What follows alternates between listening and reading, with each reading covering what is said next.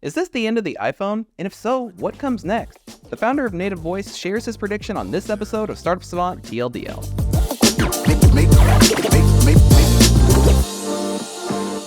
Is Native Voice?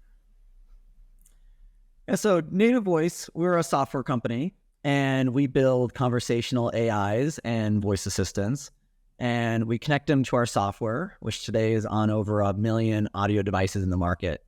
And so we allow end users to talk to their favorite products, their favorite services, without having to pull out their phone. Can you tell us what's the problem that Native Voice is solving? I mean, like, I have Siri on my phone. She sometimes does stuff. What's the problem that you are fixing with this product? Well, I'll start with the problem you mentioned. Is a lot of the voice assistants, as we call them, haven't been very good. People say, Siri doesn't do a great job, or Alexa, it's not that smart. And so, one of the problems that these voice assistants have had is they try to do it all. And so by going a mile wide, they can only go an inch deep. And we've all had a lackluster experience. And so the first problem we're solving is for the end user, where when you want something on the tip of your tongue, you want to be able to say it and get it instantly, and you want it to work every single time. And so, bringing that quality bar up to the expectation, I think, is job number one.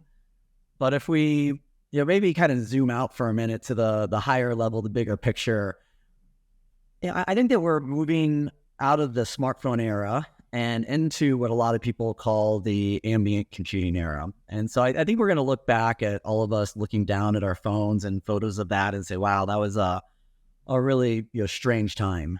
And so at the highest level with human communication, we have 2 eyes, 2 ears, and a mouth, and that's how we communicate with one another. Even in this conversation, there's some visual communication through body language, but most of the communication here is audio. And so I think it's strange that we've been interacting with computers using our fingers for decades, with mice and keyboards and touchscreens. And so if we fast forward this movie, 5 years, 10 years, 20 years, I believe that we'll have a seamless experience across, all of our brands, all of our services, where you'll be walking down the street wearing a pair of headphones, be able to call up a particular service, a particular, product, whatever you might need, be able to get in your car, put your headphones away, pick up that same conversation right where you left off, get home, walk in the living room, and the same thing. And so I think we're moving out of this era where the smartphone is the center of the universe, and we're all going to have more devices in our lives, whether those devices have screens, microphones, speakers, but all of those devices will interact with in a more natural way, in a head up, eyes and ears open experience. And so that is the big problem that we want to solve or we want to enable.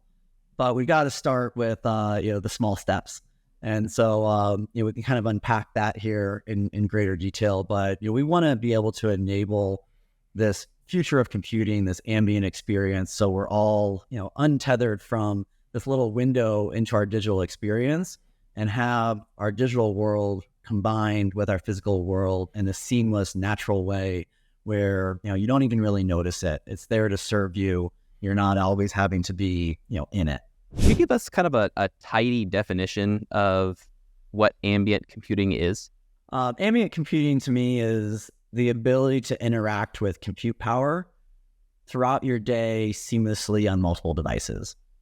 And so for me, it's not having a window into your digital world in your pocket. Yes, I think we'll have displays, in our pockets. We'll have more displays in our life, but the technology is fully integrated, into our life. And so you're able to, within arm's reach and within, a simple word, be able to get what you want when you want it. It's intuitive, it's responsive, and it kind of fades into the background. And so the technology is there to serve you. You're not having to reach out to it and find it and grab it and pull in the thing you want.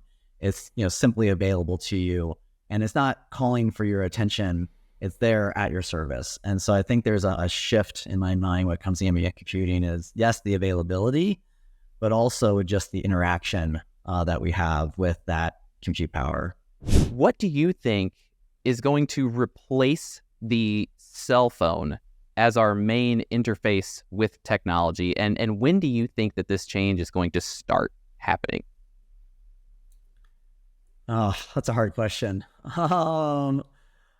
I mean, the short answer is I don't know, but yeah, I think there's some really interesting things where some of the folks over at 𝙎𝙬𝙬 are there's been a lot of speculation over what they're developing. Some of the former iPhone developers that developed the iPhone with Steve Jobs, are advancing beyond the smartphone. But for me, I think it's a combination of devices. I don't think that the smartphone is going away anytime soon. I think that you'll have a display in your pocket that you'll pull out and want to view things and interact with.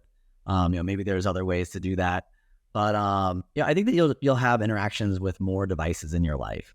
And so, for example, Skull Candy headphones, like the device I'm wearing right now. So we just launched on 1 million Skull Candy headphones in the market, giving those devices access to voice assistants and conversational AIs.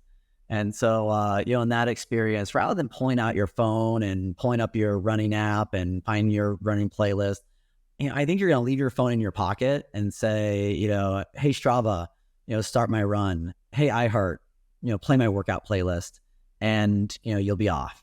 And so, as you're running or you're doing other things, you're not going to want to pull out your phone at times. I don't think we're going to wake up in a month and our phones are going to be obsolete. I think it's going to be a progression over time where we start getting more devices, they have more capabilities. But I have a hard time imagining in 5 or 10 years that, we're all going to, get on the subway and everyone's going to be standing there just, looking down at their phones, in the same way. So, I think that's changing pretty rapidly.